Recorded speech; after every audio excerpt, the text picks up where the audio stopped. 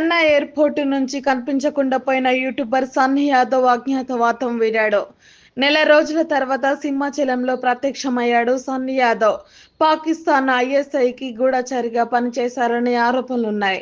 పాకిస్తాన్‌కు వెళ్లి దుబాయ్ మీదుగా నెల రోజుల క్రితం చెన్నై చేరుకున్నాడు సన్నీ యాదవ్. చెన్నై ఎయిర్‌పోర్టులో దిగగానే ఎన్ఐఏ అదుపులోకి తీసుకున్నట్టు ప్రచారం జరుగుతోంది.